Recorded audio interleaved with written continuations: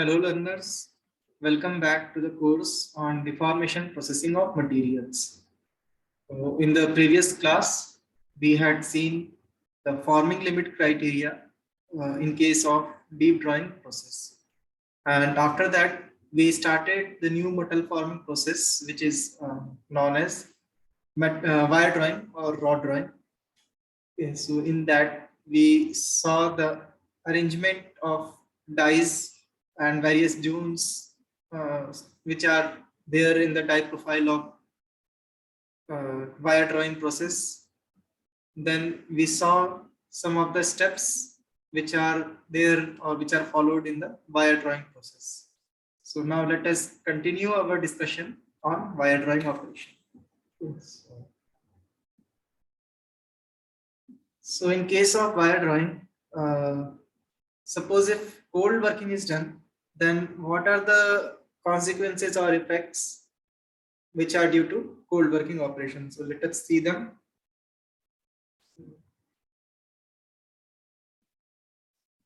Effects of cold working process.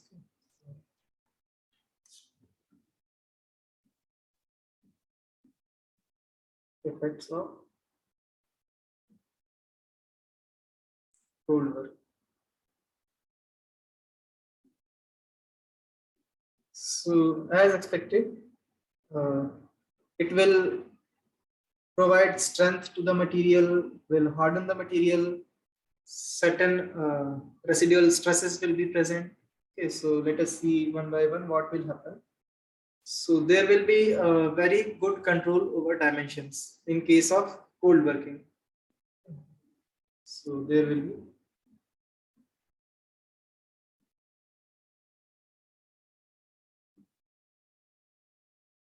good control over dimensions.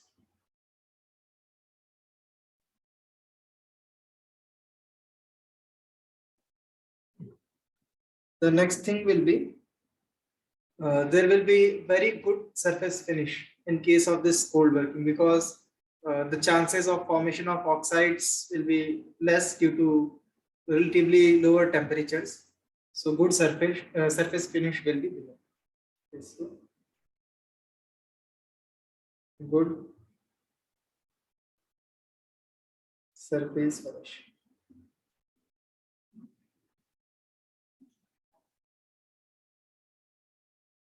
Apart from this, there will be strain hardening in case of cold working, because dislocations will get generated and they will be retained in the material, means they will not be annihilated at much faster rates like that happens in the case of hot rolling or means hot forming. So strain hardening will be there. Strain hardening. And as a result of this strain hardening, both the strength and hardness of the workpiece or metal will increase. So due to this, strength will increase and so will the hardness.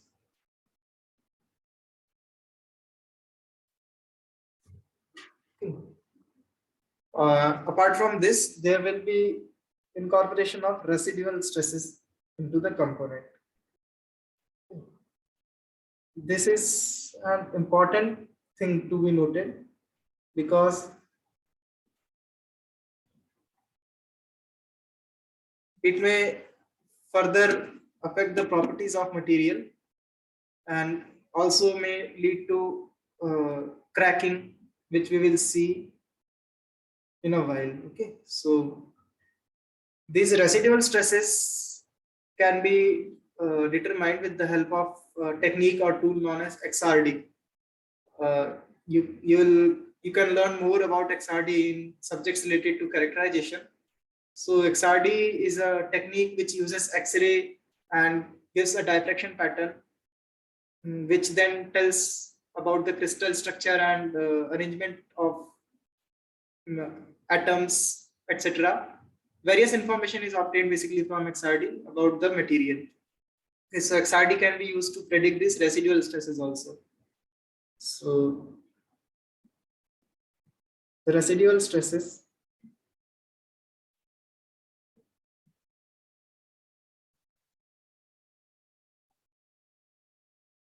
can be determined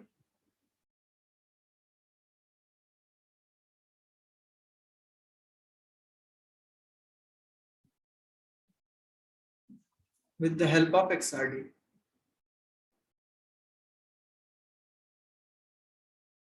because they change the D spacing.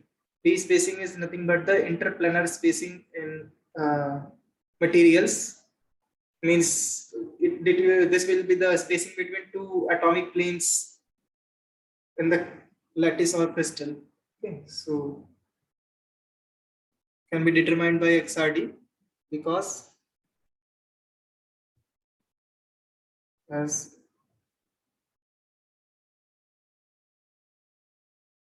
they change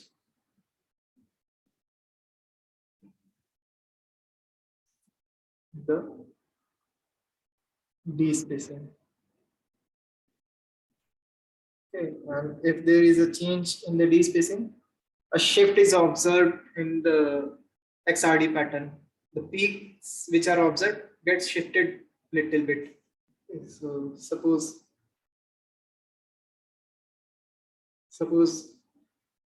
this was let me draw it properly. Suppose this was a peak, and if there are residual stresses, this may get shifted a little bit. So it may happen that it appears at some higher angle. Yes, so basically x-axis here is angle, diffraction angle, and um, 2 theta basically is plotted here. So we'll not see the details of XRD. Basically peaks get shifted here. Okay, so say this was at some angle, let me arbitrarily put a number, say 44.4 degrees. So this may get shifted to say 44.8 degrees. Means there will be slight shifting. 44.8 degrees. This type of shift is observed.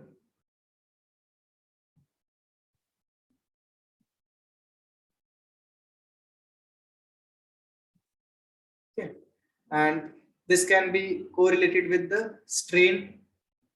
Various softwares are also available, and manually it can also be also it can be done that the strain can be calculated with help of these shiftings. So what is happening? Strain is correlated with peak shift. And if we know the strain, we can then calculate the stress because stress is correlated with strain. Okay, so this will give us residual stresses.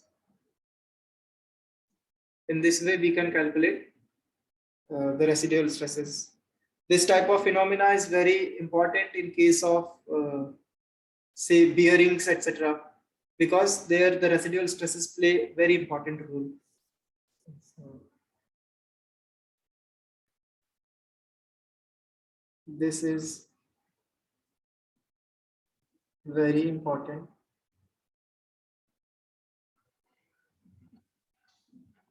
in case of ball bearings.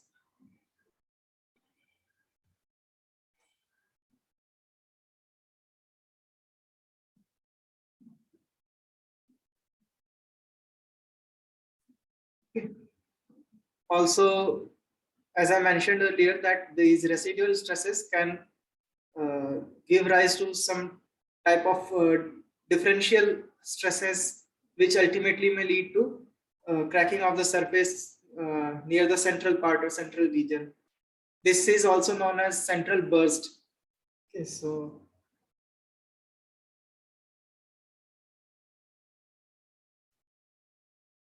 residual stresses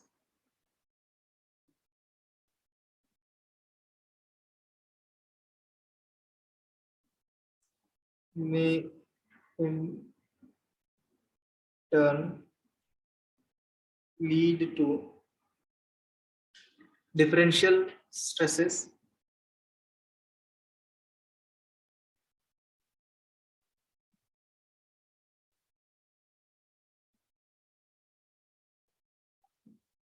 which cause the cracking of material.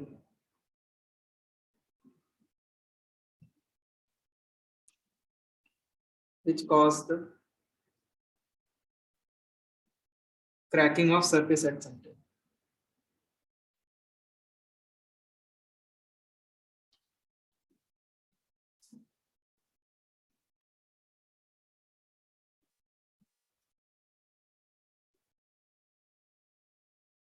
Okay. And this is known as central burst.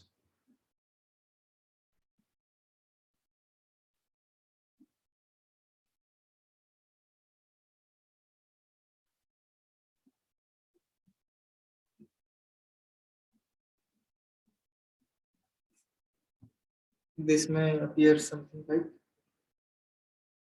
chevron mark type of pattern is obtained here. So this type of failure is observed. This is central burst. Okay. So to overcome this problem, annealing is done because annealing will minimize the residual stresses. So after cold working, the cold worked component is subjected to annealing treatment. So,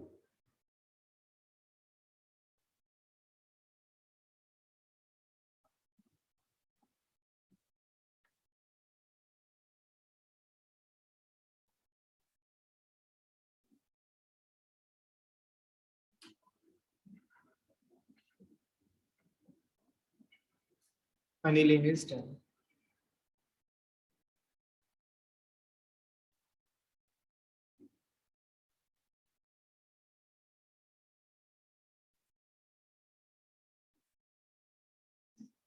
In fact, annealing can be adopted at every stage of wire drawing because we have seen that wire drawing is a sequential process in which drawing operation follows one after the other. So this can be done at every stage.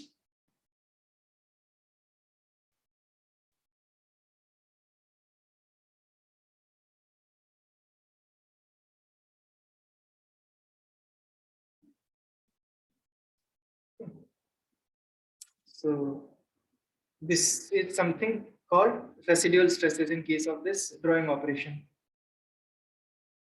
Okay, so now let us see how the drawing forces are determined, and we will also work out some example if it is possible with time. Then let us see drawing forces.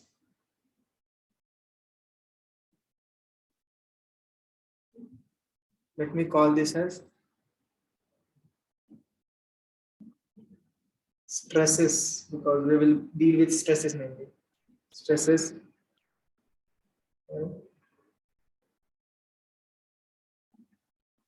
drawing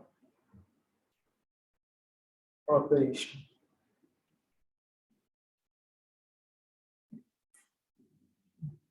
So the relation will be very simple, as we have seen earlier also, that the stress is basically the flow stress itself, but we will have to consider the effect of strain also.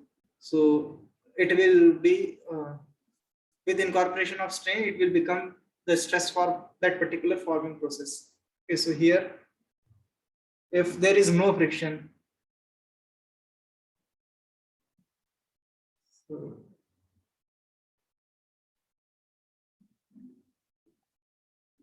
let us call this as case one.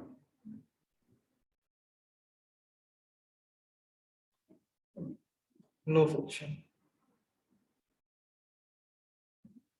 Here we will neglect any friction between the workpiece and die. Okay, so no friction. which means that coefficient of friction is 0. So we will not take into account this particular part. So what will be the drawing stress in this case? It will be simply the average flow stress multiplied with the true strain, which is ln of initial area by final area.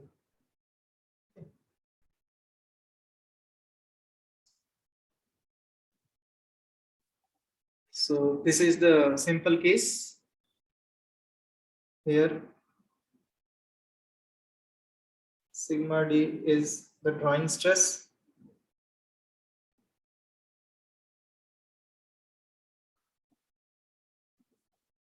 Sigma f bar is the flow stress. It is the average flow stress basically. Average, what is happening? Average flow stress. And we know that this is given by k into epsilon to power n over n plus 1. Okay. So this is the drawing stress in case when there is no friction. Now let us see the case 2 where there is incorporation of friction also. So case 2 will be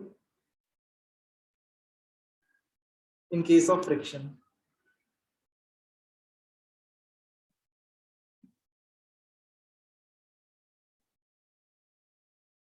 So in case of friction, mu is not 0. So here we will have to consider the contribution of friction also. So in this case, the drawing stress becomes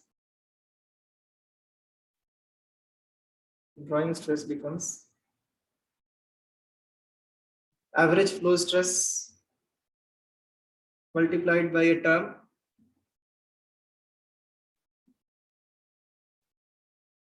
mu over tan alpha, where if you remember this tan alpha is the approach angle and we were calling it as diangle also. This is half of the diangle basically. We were referring half value as triangle itself. So this is the approach angle multiplied by the same thing, this ln of a0 over a. Okay. So again, we know everything from this relation. We will mention what is mu and alpha here.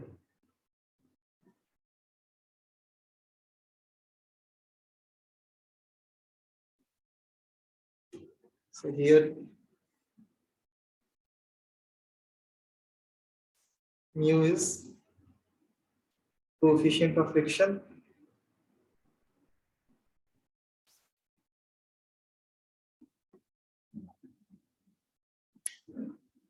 and alpha is the approach angle.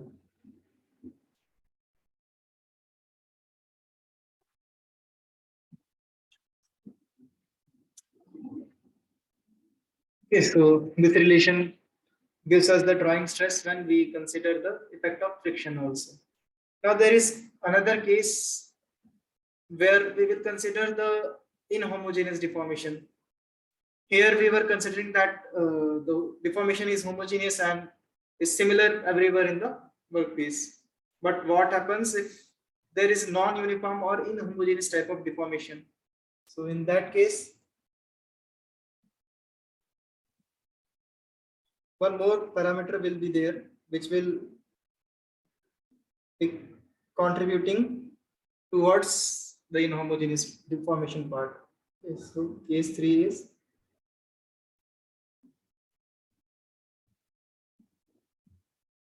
in case of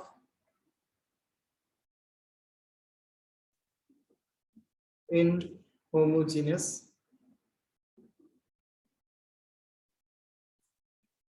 deformation.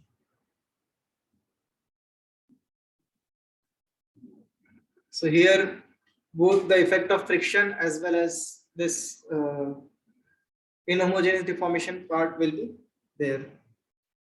So here again drawing stress will be given as this entire thing will be present, that is sigma f bar into this factor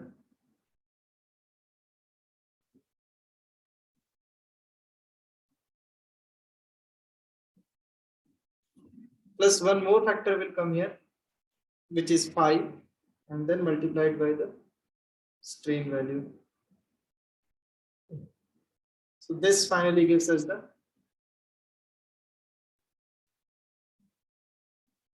drawing stress. Okay, and here this factor is given as, there is a relation for it which is 0.88 plus 0.12 into d by LC. And what is d is the average of initial and final diameters considering circular cross section. Okay, so d naught plus df by 2, and LC is length of contact. This is given by a relation which is d naught minus df over, sorry, d naught minus df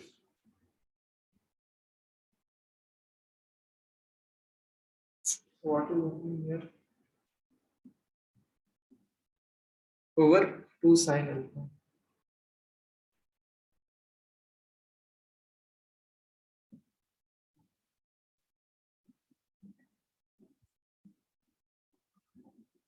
Okay, so this gives us the relation for drawing stress. Okay. Also, the drawing force can be determined if we know all these values. So, the drawing force can be written as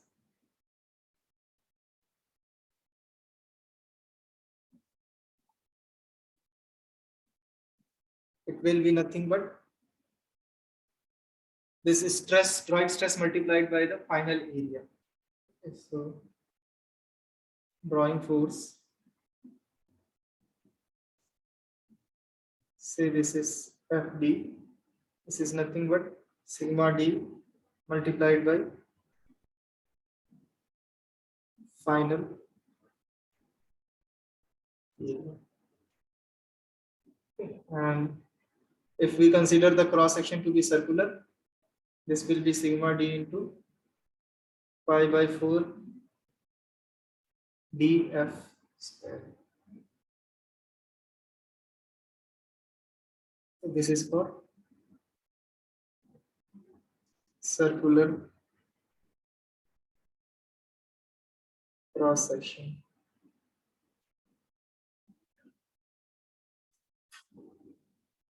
So this gives us the drawing force. And if we have the force, then we can calculate the power consumed in drawing also. Power is simply force multiplied by speed. So here speed of drawing will be considered.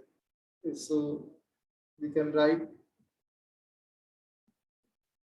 the power consumed in drawing as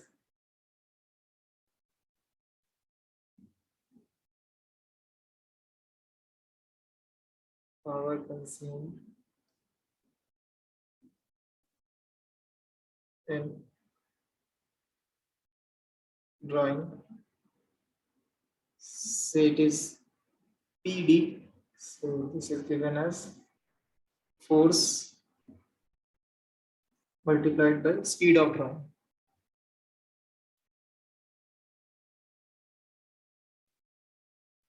Speed of drawing. So this will be in, the unit will be in Newton meter per second, which is nothing but the unit of power. So this gives us the power. Okay, so we have now seen several relations for stress, force, and power. So now let us solve a numerical example. Then we will finish. By that, we will finish the discussion for this drawing operation. Okay, so let us see the numerical. This is numerical which has been taken from the book Mechanical Metallurgy by George E. Dieter. Okay, so you can refer that book also. There are slight modifications. Not modifications means on the units I have changed. Okay, so question is, the problem statement says uh, determine the drawing stress to produce a 20% reduction in 10 mm square stainless steel wire. The flow stress is given by relation, which we will see, and the approach angle and coefficient of friction are given. Okay, so let me write the statement as it is. So we are given with reduction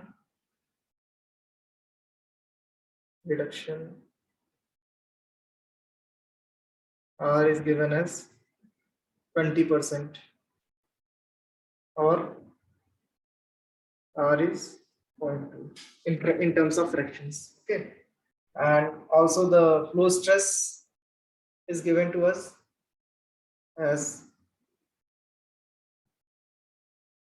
remember this is the flow stress, not the average flow stress. Okay, so this is the flow stress which is given to us as 1300 into epsilon to power 0.30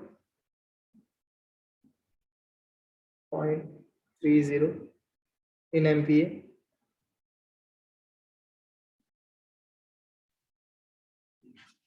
Okay, and we are given with the approach angle. Alpha is given to us as 6 degree and mu is given to us as 0.09. Okay. Now we need to determine the drawing stress.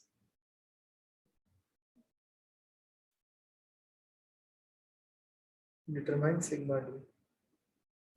Okay, so let us see the solution, how it can be done.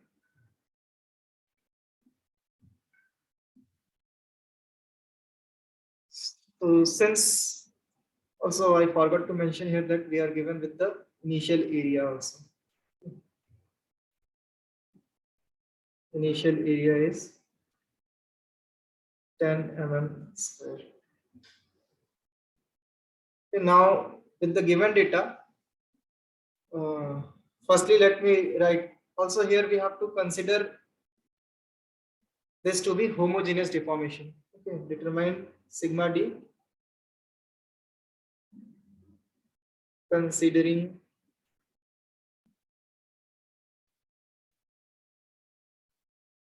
homogeneous deformation. Now this completes the problem statement. Okay, so we can observe from the given data that this is a condition similar to the case 2 we have discussed here. Okay, here there is effect of friction, but it is homogeneous deformation. So we will be using this equation of case 2, which is sigma f bar into 1 plus mu by tan alpha into ln of a0 by af. Okay. So with the above data, we know that this sigma d is nothing but sigma f bar into 1 plus mu by tan alpha multiplied by ln of a0 by af. Okay, so here, in order to get the drawing stress, we need to calculate this multiplying factor or this factor of 1 plus mu by tan alpha, and we need to find the true strain on flow stress. Okay, so firstly, let us find the strain itself.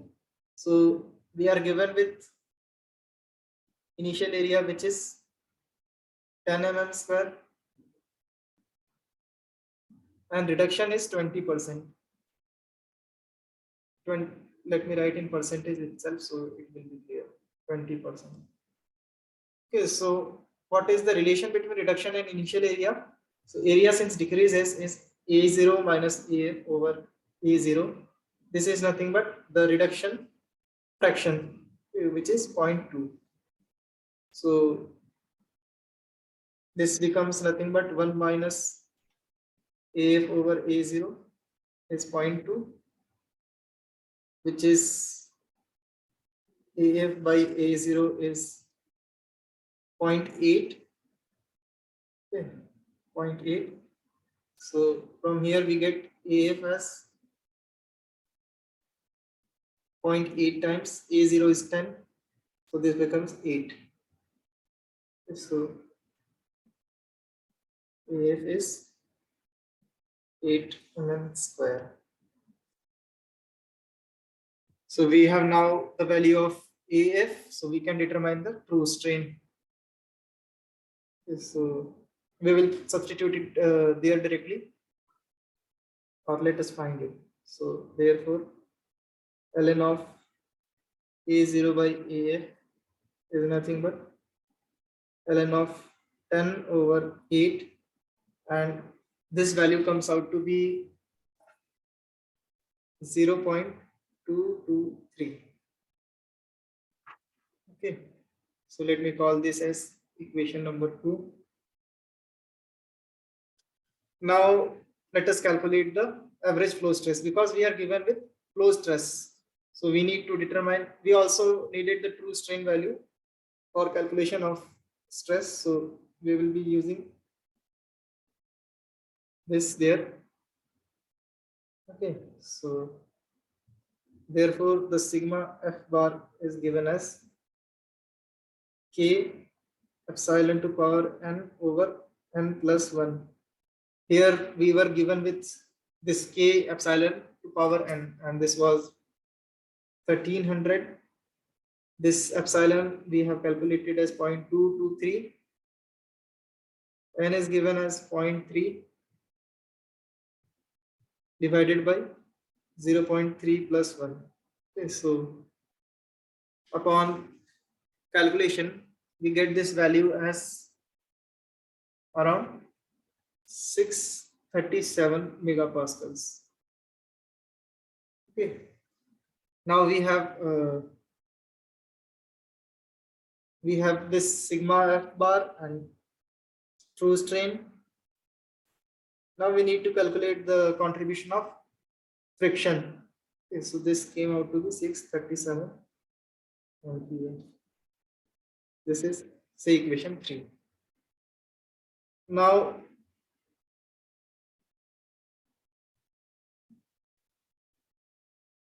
one plus mu by tan alpha. This is calculated by simple substitution. This comes out to be 1 plus mu is 0.09 over tan 6 degree. Remember, I have put the angle in degree. If you are using scientific calculators, etc., then keep the units in mind while solving. Okay, so this value comes out to be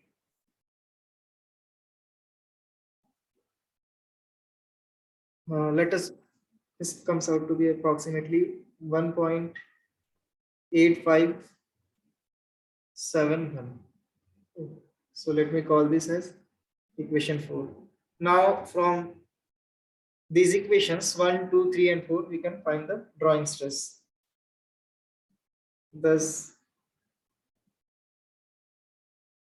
from equations 1, 2, 3 and 4, sigma D is given as, firstly, the flow stress. This is 637 Then this term that is from equation number 4, which is 1.8571. Then finally this true stream term. Let me put that from equation number 2, which is 0.223. So this is 0.223. So upon solving this, we get this drawing stress as approximately 264 MPa.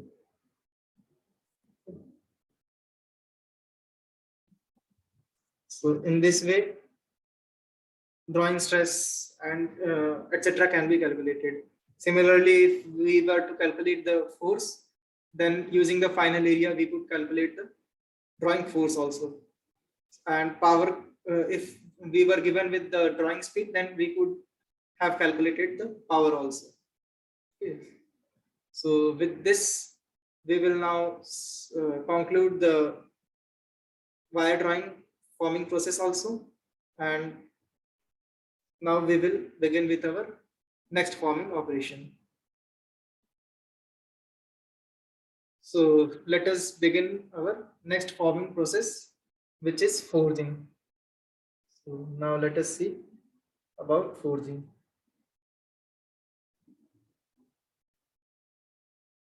So forging is one of the most ancient processes of metal forming, which is used to in fact reduce the cross section of various components, etc. Okay, so let me write the definition of forging.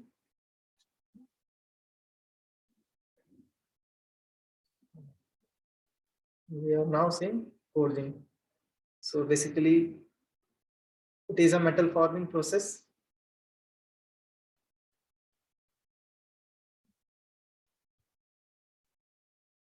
It is a metal forming process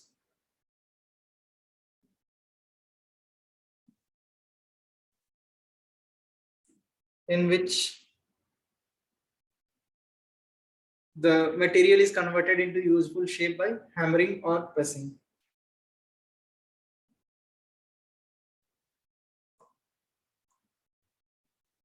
The workpiece is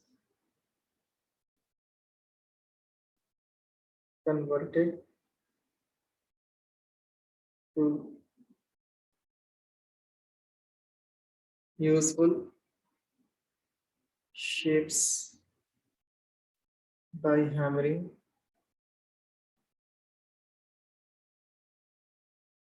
or forging.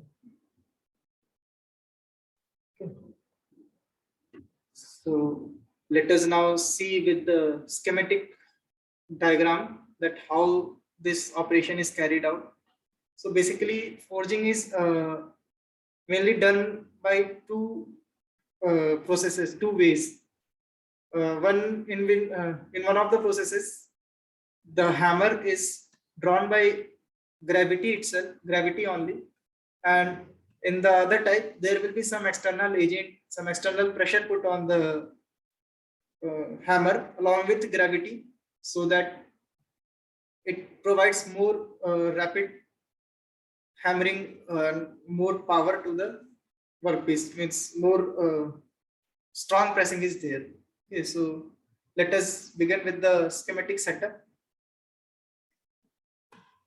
So firstly, we will see the board hammer.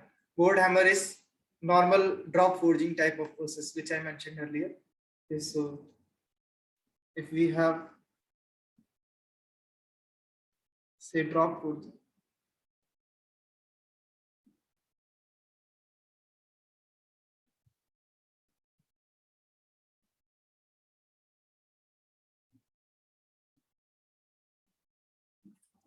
in drop forging,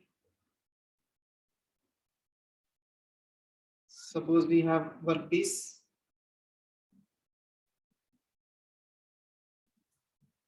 like this.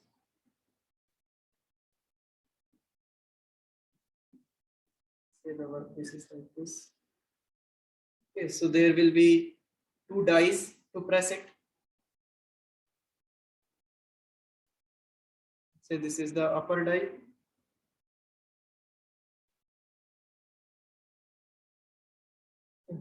So this is something like this.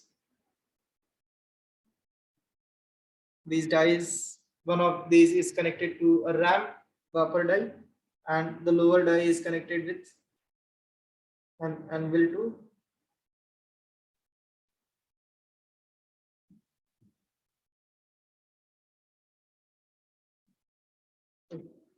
So this is the lower die. So upper die, as I mentioned, is connected to the RAM. Let me use some other color for the RAM. So say this is the RAM.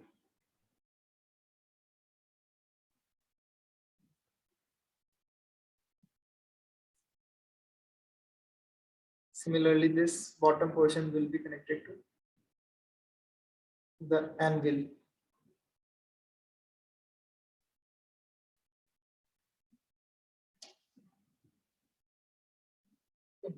So this is the anvil. Let us bring them little downward. So this RAM is again connected to rod-like thing or a structure called as board, which will pull it up, and upon releasing that, this RAM will fall down under gravity, carrying the upper die. This entire setup is termed as hammer, which is falling and pressing the workpiece. Okay, so this is connected to board. Okay. So there is a structure something like this. This is known as board. This board is driven with the help of rollers through friction and then released so that it falls under gravity. Okay, so there will be some rules also.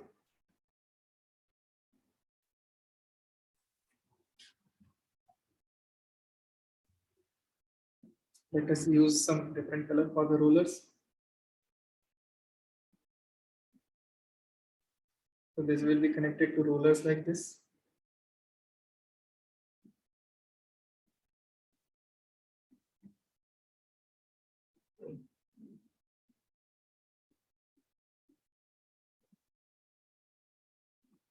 This is something like this. These rollers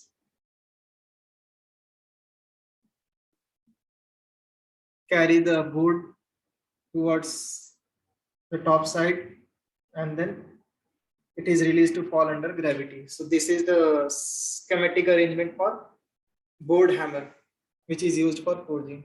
Okay, so this was our workpiece.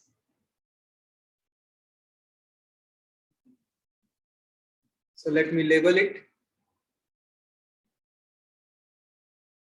So this is the roll. This is board. This is RAM. This is the anvil. This is the upper die.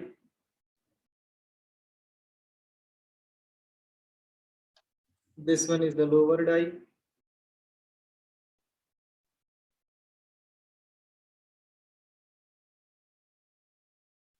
And here lies the work or workpiece. It is shortly called as the work. This is the schematic arrangement for drop forging setup using simple gravity board hammer. Okay. And a similar type of arrangement is there, but the difference is that uh, this RAM board is connected to a piston, which is driven with the help of some other external agents like pressure of steam along with gravity. So it becomes even more powerful. So let us see that also. This figure is for board hammer. Okay. So this is called board hammer.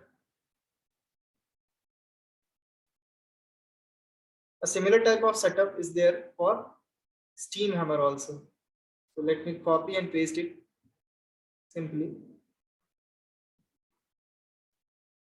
So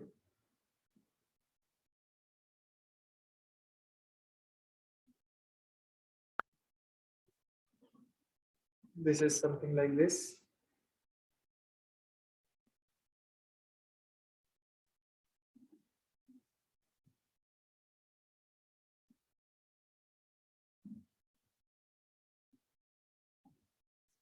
Okay. The difference will be in this loading side. So let me erase that.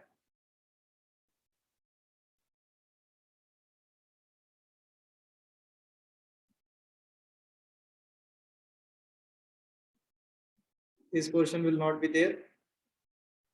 And this board will now be connected to a piston.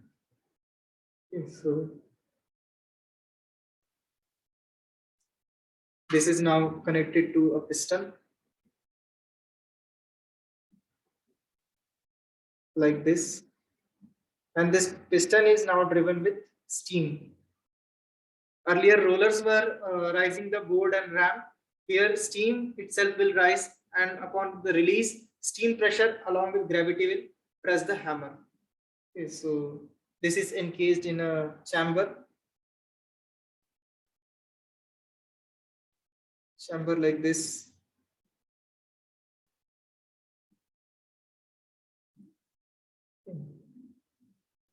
So here in this chamber, the piston will move.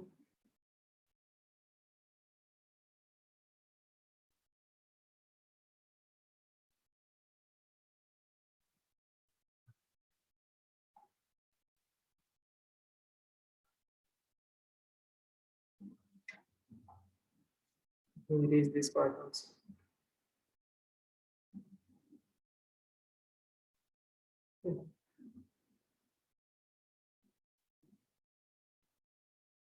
And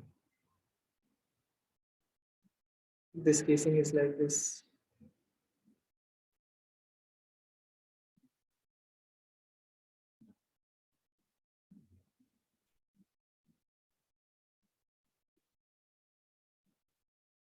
Okay. So there is a chamber.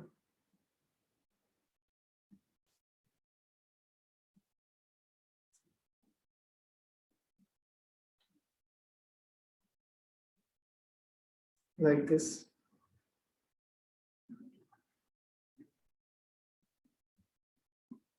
In this chamber, steam is passed, which in turn drives the piston and board and ram, etc. Like this. So now this is our piston. What is it? It's a bit difficult to do all this drawing in digital board. So this is our piston, and this was our board. Here, this chamber, this valve is used to press it down, and from here we can push it up, and everything else remains the same. So this is the schematic of steam hammer. So this figure is for steam hammer. So these setups are used for drop forging operation. Similarly, there is a press forging operation in which hydraulic presses, hydraulic driven forging presses are used, which are in which the piston, similar kind of piston arrangement is there, and it is raised using hydraulic oils and pushed down with the help of oils only. So it is possible to achieve higher forging loads, but the speed of forging will be lower in that case. So the next one is press forging.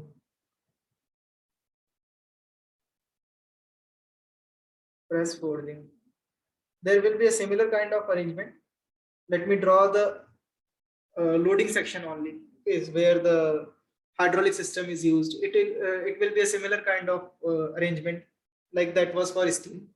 Only the chamber will now contain hydraulic oil. Okay, so say there is a chamber like this,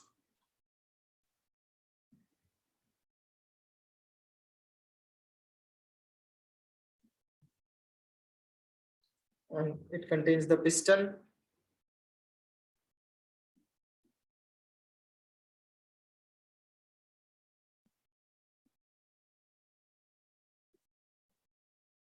So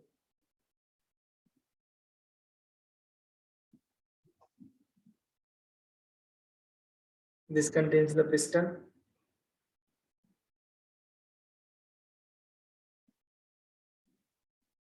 like this, and it is now connected to the board,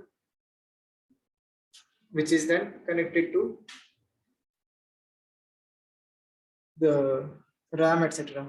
Okay, so a very similar type of system is used.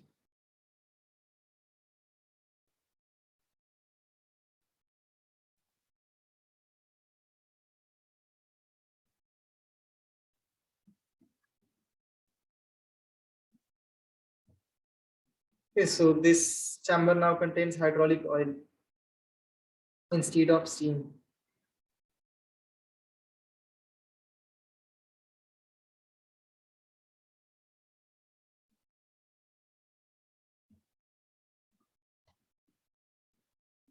Like this.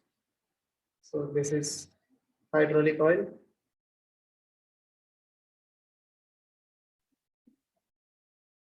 This is our piston.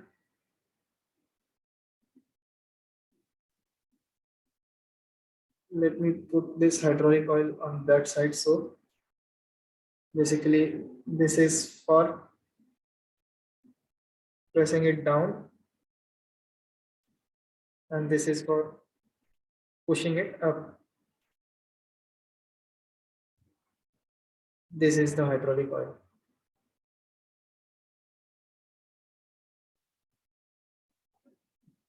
Okay.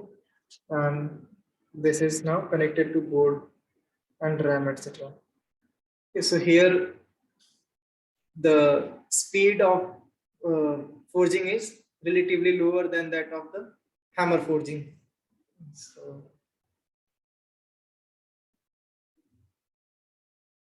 the speed of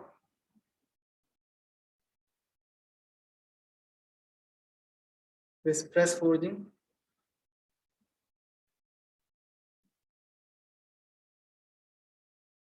is less than the hammer forging or drop forging.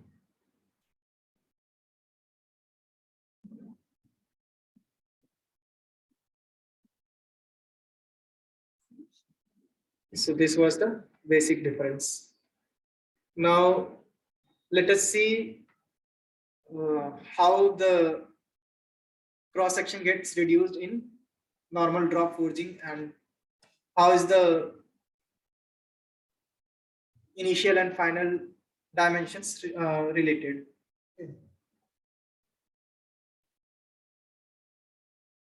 So suppose we raise the hammer to height h with potential energy mgh,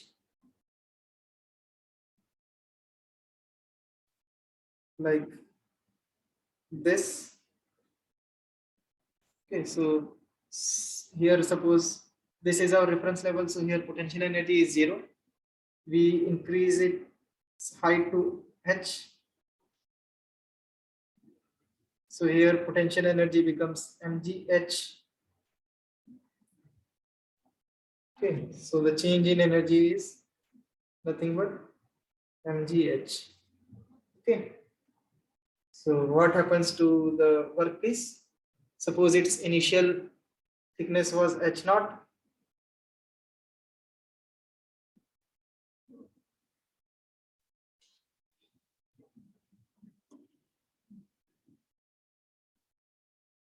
Initial thickness is say h naught. So it gets reduced to say hf, the final thickness.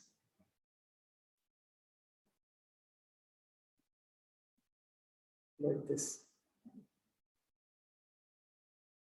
So this has now become hf.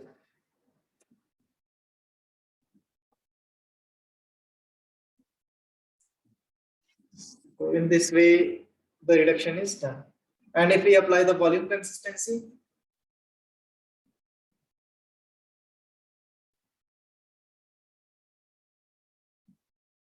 volume consistency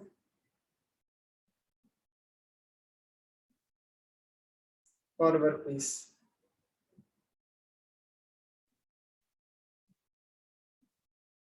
Or work simply.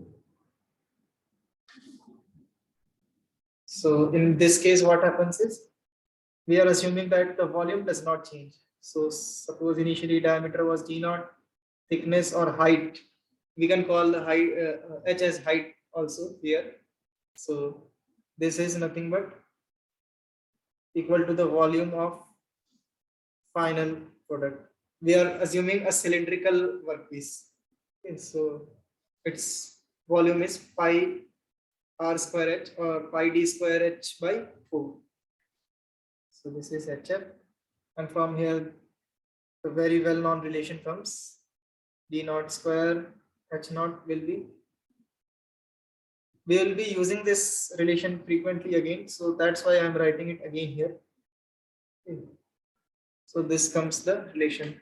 Again, let us revisit the concept that the pressure applied by the ram does not get transferred exactly to the workpiece. In fact, the pressure experienced by workpiece depends on the area of cross section of workpiece. Okay, so let us revisit that. So suppose uh, I have a ram like this. Okay, its diameter is say d, and I have a arrangement, say hydraulic arrangement with which I am pressing it and operating it. So suppose like this, I have a setup, okay, which is used to drive this, and here is our workpiece.